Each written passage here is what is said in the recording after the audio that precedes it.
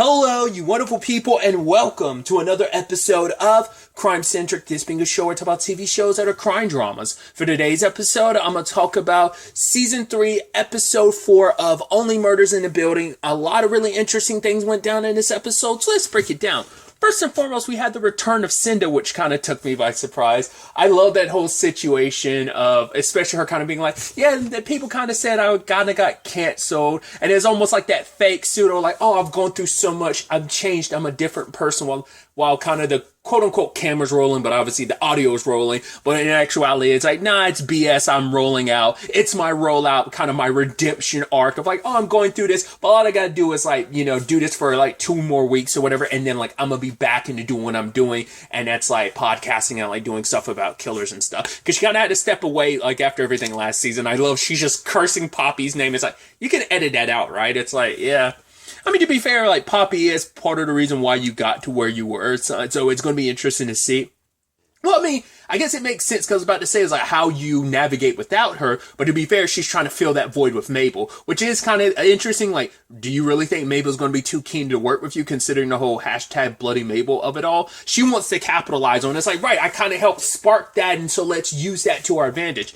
I don't actually remember. Did she actually come up with that, or was it Poppy? Because most things she does, it was mainly Poppy. Like, Poppy was kind of like the, backbone of that whole operation. So, once again, it's going to be, I think it's almost like, I think Cinda's worried she can't do it on her own. So she needs someone young and impressionable, and also someone she could easily take advantage of. But yeah, it's interesting how they're setting that up, especially considering how Mabel is, how both of aspects of her life are like where they currently are, because it's even this line from Cinda kind of represents it specifically of what else you have going on. She has nothing, and like outside of the podcast, she doesn't really have anything.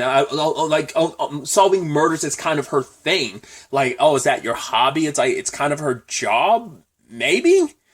But like everyone else, I mean, at least like, well, Charles is an actor and he's also in this play, and Oliver is a director and creator. So like they have other facets outside of the podcast. They have a life outside of the podcast. She doesn't really, and and that's kind of something she's kind of like feeling, because it's like, oh, like, especially when she's trying to buy her place of her own, because it's like, oh, is this her? Because she's probably never had to. Like, she's always kind of, I mean, obviously she's been living at her aunt's place for a while, so now it's like, oh yeah, all that stuff you need, I definitely got to hand over to you. Once again, it's like she's having to kind of adult for the first time, which I get it. We're all, I'm a late bloomer with the whole adulting of it all, so I kind of connect with the character in that regard, and so.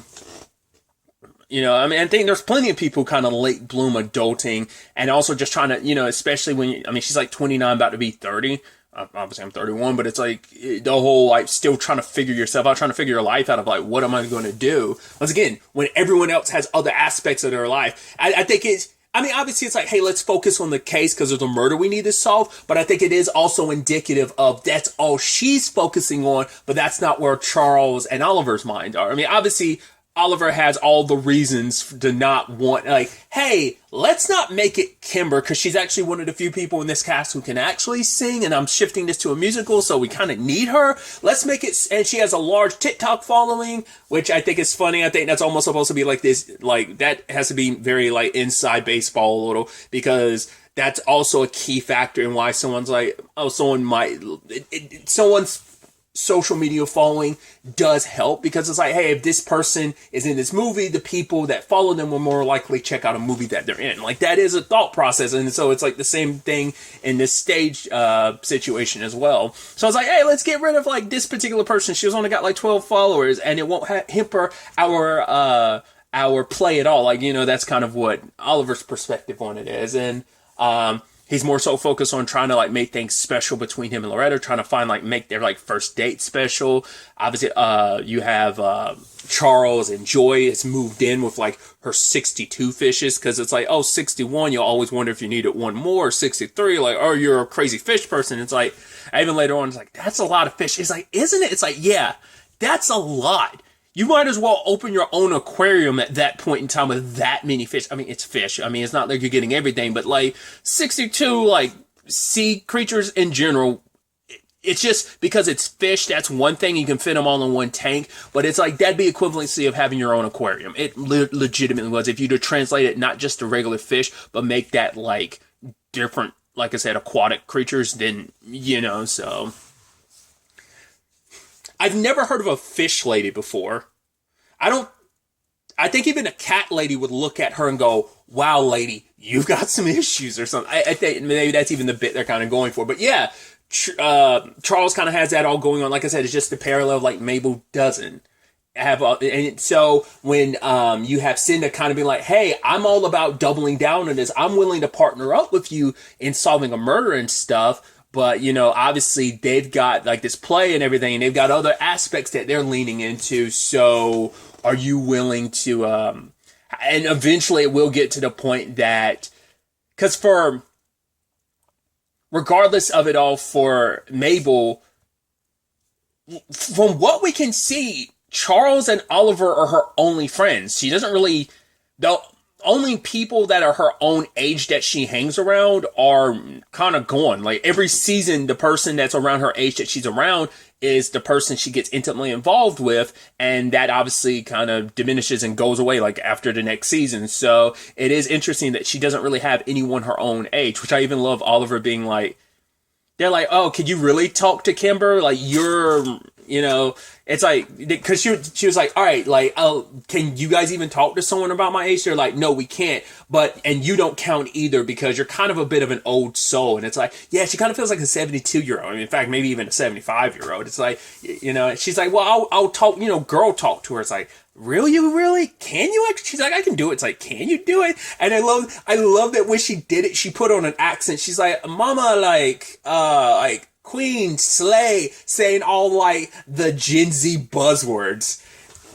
Which I love it. It's like, cause she's a millennial and I'm assuming like Kimber's supposed to be like a Gen Zer, but it is that interesting thing of like, here you are trying to like, I mean, maybe they're supposed to both be millennials, but it's still the thing of like, you're trying so hard. It feels like you're saying all the Zoomer words you need to, like, oh, Queen, Slay. And this is me like just kind of showing my age and just being like, oh my God, that's so it's that type of like, oh, you're trying too hard, like, hello fellow youths type of situation, so I love that. It worked out and it's like, oh, I guess you can do it. So, but she's gonna feel that separation from Oliver and Charles even more, and I think that's going to be such an interesting part for her story, especially because I brought it up, like every time like Mabel's gotten close to someone, it never works out. It's a seasonal thing, right? The only relationships that have consisted throughout, I mean, and I think maybe it goes back to like the fallout between like her crew, maybe that kind of put like a little bit of a thing of like, she kind of is kind of a little scared to ever get too close to anyone just to kind of have things fall apart and them all go their separate ways, right? And maybe and especially at a time like where like everything's happening now with Charles and Oliver, like maybe she'll end up kind of pushing them away and end up joining up with Cinda, because Cinda does bring up the points of, what are you going to do? Like, you're going to need to take some other opportunities because you're just really only going to do murders in the building. Like, you can't do that forever, which almost seems like, once again, that meta thing of, can you really keep making podcasts? Can you really keep making a show about murders that only take, it's a very, very niche, specific set of murders you're solving. It is the most narrow niche thing that you can find, and I think that's almost meant to be, I mean, the show, I never really thought about that when I was watching the earlier season, but it's meant to be that even more commentary, like, right, like, there are very specific shows that handle certain cases, yet there ends up being hundreds of episodes. It's like, yeah, like in NCIS, like, oh man, here's a lot of, like, naval-related crimes, which, I mean, there's a lot of people in the military, so anytime someone in a military or naval position ends up kicking a bucket, like, for whatever the circumstances may have been, like, there's a lot you could do there, but it's like, this is very specifically people that die in this particular building. It's like, specifically murdered. So, like, it is that interesting element of, like, Mabel is going to have to start thinking about the future more, and I think, like I said, I think that's going to cause, like, a divide, and I'm curious to see what that means at the end of all of this, because this could easily be, like, a setup for, like, hey, this is going to be, like, maybe, like, a not saying that this is going to be the case, but it could be like there's only going to be like one more season after this, like both in the context of the story, meta wise, but also just in the confines of just like, in the story and outside of the story and just like the show itself. It could play into that. Of like, this couldn't go on forever. So everything comes to an end at some point in time. You got to know when to take your bow and bow out. And it's like, what's going to be your next journey? What's going to happen next? What's Mabel going to find post all of this? Or, outside of all of this, what is she going to do? Because she does seem like she is invested in murders, but it's like, that's only because it's been something that surrounded so much of her life. So I think I'm going so hard into this. I'm sorry, but it's just like, I think that's such a fascinating like angle to take with this season and for Mabel's character and her story in that regard. So, because is investigating murders even something like she's like, oh, this is what I'm passionate about, this is what I like? Or is it more like is it like, oh, I feel weird admitting it is something I am passionate about, like being an investigator? Or is it just a situation of, I've just been surrounded with so much death that I've just kind of had to go with the flow of it. So because I know nothing else, this has kind of become my thing, but it's not really my thing. I'm just grasping onto it because it's all I have. And maybe she'll even start thinking of her relationship with Charles and Oliver the same way. It's like, right, we happen to live in the same building. We were connected by a murder and then another murder when I was kind of framed to be the murderer with the whole Bunny situation. And now this, like, I just kind of grasp onto it because I don't know what I am or who I am without it, because I haven't really defined myself and figured myself out. Even Cinda making a point of like, you don't really jump on stuff really quickly, because she's like, maybe I'll make like a YouTube opening box type of opening unboxing videos and stuff like that. It's like, you really do that? It took you like a year to like paint the walls of your aunt's like apartment. So it's like, you're not really the kind of get on stuff quick type of person. I even love the whole thing of like, well, if I add another zero or another zero, and then Mabel's like, no, she's like, oh, good, because I don't know what I was thinking there. But think about it. I mean, the first offer, not the last one. I don't know what I was thinking there. I love that whole bit. But either way, obviously, picking up with the last episode, we are focusing on Kimber as a potential suspect, because I love that bit too of like, once again, all the Paul Rudd stuff they've snuck in. Once again, maybe if I went back to the other seasons, I'd catch a lot more of that too, but it's like, especially all this Paul Rudd stuff where they're like, oh, do you wonder why this 50-year-old kind of looks like a baby? It's like, that's so, because Paul Rudd is one of those actors where people constantly said that, man, Paul Rudd looks good. It's like, how does that man, he's like in his 50s, how does he look this good? It's like, he's one of those actors who've aged well. There are just those actors and celebrities you're like, man, they look ridiculously good, like a Salma Hayek or a Sandra Bullock. It's one of those type of situations, right? So I love that that's just a thing everyone's kind of said, and it kind of leaned into it. And Kimber's like, oh yeah, because I have like this anti-aging thing, but it's like, nah, it's not really much. She's like, all I did was like take some stuff and I put it in a nice bottle. That's all there really is to it. But she seems like the perfect suspect, because it's like, oh, were her and Ben dating? It's like, no, they weren't. She was actually going to use him to make him like put out like an ad for her about her product. So that's the only connection she kind of had with Ben. She does kind of bring up that like, God, I forgot what it was. I can't remember. She was saying like, oh, Ben was a lot harder on himself than he ever admitted. But to be fair, I think that is kind of a little bit of a complex he got that was created in him as like an 8-year-old because of Charles. I think there's a lot of other stuff, but I think that is kind of a core like insecurity of like he was really hard on himself in that in a lot of regards. So I thought that was so interesting that she kind of brought that up. But yeah, she's been removed from the suspect list because the reason why she didn't have her handkerchief from Ben is because she sold it for a couple $100, but she actually feels bad about it now, because it's like, right, now I actually don't have anything left to hold on to about Ben. Like, he was actually like, regardless of it, like, he was actually kind of sweet, and once again, he was very tough on himself, but so she kind of feels bad for it. But it's like, yeah, it kind of takes her off the suspect list. She had brought up the fact is that she had saw him and he had like some kind of bruise, or he had some kind of red mark on his face, but then like someone took care of it. The moment they said that, I was like, Joy, she's the makeup person. So I was like, right, it had to be Joy, but it didn't really jump out to anyone because, like, well, no one wanted to go to the point of thinking about, well, we know that Joy was connected to this, especially because in a scene earlier, she had told Charles, like, oh yeah, I threatened Ben that if he had done anything to you, it would have been a problem. So you're like, right. She's very protective of Charles, so they kind of made that point. So her being kind of like, oh, a suspect at the end of the day, it's like, no, it seemed like they were already planting the seeds the entire episode for that. And I'm wondering, is Charles going to interpret, like, his whiteouts this episode when he's going into the white room? I just love that bit and just kind of like the ambient music they have in the background. And just like, it's like, oh, that's such a weird thing. And I love that it's a thing that actors go through, specifically stage actors. And it's just like, I forgot Home Dude who was just kind of like, who made that beautiful metaphor of like, oh yeah, you're just kind of like a polar bear holding on to the very last,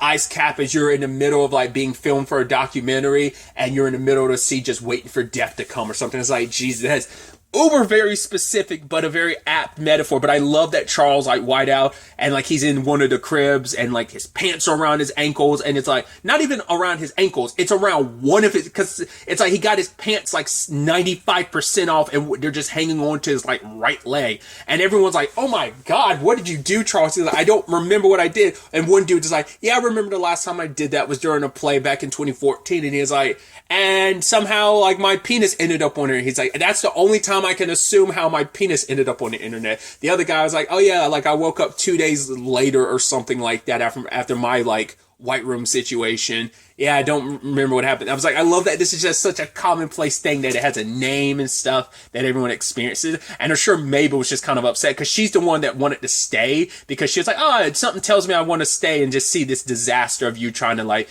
do this thing. Because he's gotta do like a little bit of a rap. I forget. There's a very specific name he said it's called, but basically it's like a rap of like kind of a info plot dump, and he's just getting so nervous about it. I mean, he had his way of like handling it. It's like because his brain associates making omelets with being kind of like a ooh, everything's okay, very calm situation. He tries to do it, and I love that Oliver calls him out for it. That no, you can't do that. He's like, and I love, they're like, are you whisking? He's like, why label it? I don't know what the constable's doing. I'm just kind of letting the character flow through me. Because that's the only way he can kind of stay calm. I even love when he was talking to Joy. He was like, I know I'm not mentally stable. I'm not mentally healthy, but at least I know the song. It's like, oh, kind of like, what you do for the stress you put yourself through for your art, I guess, I think that's probably true for any, actor in any capacity. But, I just thought that was so interesting. And it happened twice, 2 more times in the episode. And it's just like, everyone's just like, good God, Charles. I love Oliver being like, that filth that came out your mouth. Like, and the guy who's on the, he's like, Tom, go ahead, take time. Go get I forgot what he's a Christian man or something like that. I love that whole bit. I also love the Howard bit where they were trying to sneak back in to check out the theater. And Mabel was like, because I left a sweater there. You like sweaters, don't you? And Howard's like, I love sweaters. And he's talking about, oh, that very specific sweater of yours that doesn't work. He's like, God, I love that sweater of yours. Those colors shouldn't work together, but it does. And I just love that you see Oliver just standing beside him, like nodding, like, and like, Mabel came up with a decent lie this time because the thing is when lying, once again, it has to be a little truth mixed in that helps you sell the lie, but also you got to tailor the lie towards the person. So it's like it worked out wonderfully with Howard, which I also love that he's still sneaking in. They're like, yeah, oh, I don't actually have a therapist who always calls him my cousin who works for State Farm. I'm like, I love that you keep pushing the State Farm stuff. I love it so much. Howard. I mean, obviously I know like, what was it like? State Farm has like some connection to the show of like, I don't know if it's like a production thing of like, there's some connection with State Farm for the show because like they are brought up like during the credits and stuff like that. So there is like almost like there is this like promotional like sponsorship, the element to it in that regard, which is meant to be, but it's meant to be like super blatant. But I do like how they weave it in there, especially Howard keeps pushing it, and Oliver be like, "No, we're not doing that." I did bring this up before. I don't think I finished my thought completely when I brought it up, but circling back to kind of Charles and him like going to the White Room and stuff. Obviously, Oliver attributed it to like, hey, it's not just about like this play and stuff and your part. It's more so like it has to like this is happening now because of like you moved in with Joy. You made like a really big life decision, especially considering you've lived alone for so long. Because even in his last relationship, which obviously was a couple years ago with Lucy's mom, like, I don't know if I would assume they were living together, but I don't know. Because even his past relationship with Joan, it's like, well, they didn't live together. Like, they, shacked up, like, but they never, like, lived together. So I don't know if it's because he went those 6 years without living with anyone, and it's like, it's that situation, and it even kind of plays into, I think, the theme for him and Mabel, and even Oliver, is that line from Cinder where it's kind of like your routines can be very stress relieving until they basically become an obsession. And it's like solving murders kind of become more of an obsession kind of for Mabel rather than the necessity that it kind of was at one point in time, I guess. For the first two cases, it's like, hey, this is someone that was like a good friend of mine I've known for his childhood. I want to solve his murder. Oh, I've been framed for murder. I got to figure, like, she's jumping on this because she doesn't have like the personal part. Well, I have to take it. I was about to say I have to take it back because this is still tied to Mabel because of what Ben meant to her. Once again, her relationship with her mom, like that meant a lot for her. Like that show he was on back in the day meant so much to her. So Ben does connect her, not in the same capacity as like the Tim Kono situation or even Bunny, because once again, you're being framed for it, but it's like there still is a connection for Mabel in that regard. But either way, like I said, Charles has lived alone for so long, and I even love Oliver being like, yeah, but I've been alone, but not in a sad, lonely way like you. And it's like, hey, come on. It's okay, Charles. Us sad, lonely boys gotta stick together. So he was kind of like hey, like she just moved in. It's been like 48 hours since she moved in. So kind of probably have to talk to her about that. That is one of those situations when you ask someone to move in. I could definitely see that being the end of a relationship. Just like, oh, when you propose to someone, it's like, and they like, you kind of call it off. It's like, how do you bounce back from that? Like, oh, maybe we could try this later on. It's like, no, it kind of, hampers the relationship. And Charles' way of handling that was him kind of like, I think he's the not very like speaking his mind type of person. Like he's very passive in how he approaches things. And so because of that, when the time came to really talk to Joy about it, he like went to the White Room and ended up apparently proposing to her. So, and now he also finds out like, oh, the lipstick that wrote "fucking pig" on the mirror in Ben's dressing room, oh, apparently it was using Joy's lipstick, which obviously she's another red herring. It's not her. She probably did help with the makeup, but it could be that someone else did it. There might be someone else, and this could put a strain on a relationship when Joy's kind of a suspect. But it's also like, oh God, we're doing this again, Charles. Literally the last relationship you were in with a killer. Like, did it happen again? Worse, this time you actually proposed to the said killer. But it's like, it's not going to be Joy. But I think that is probably going to hamper the relationship a lot. So she even said that line of like, yeah, when I met you with doing your makeup 35 years ago and you sat in my chair, I thought to myself, this man is going to die alone. But it's like, oh, look at where we are now. We make each other better. I'm good for you and you're good for me type of thing. So it is that situation of like, is it impossible to change? Or especially when you get older, it's harder to change because those habits and who you are is so stuck. When you're kind of stuck in your routine, like it is hard to break it when you're kind of stuck being a certain way, and he's been a certain way for so long, living on his own. So letting someone else kind of preoccupy that space with you. He even says like, oh yeah, like I'm usually in that situation where like I hide out in the bathroom because being in the same room is kind of awkward. that once again he's a very passive way of dealing with things. Once again, I connect with Charles way too much, which it's not supposed to be a good thing, but it's just like I connect with and understand that character and his motivations of the way he approaches things so well because it hits a little too close to home in some capacity. So once again, not saying that in a complimentary way to the character or to me. I'm just saying like I think I connect to the character in that way because there's some overlap and similarities in some regards. But either way, kind of an interesting place to end things. I am really curious to ultimately see where all of this ends up taking us going forward into the next episode. But really, that's all I want to talk about. So the next time we meet, be happy, be safe, live life to the fullest, and enjoy it. Good day, and goodbye.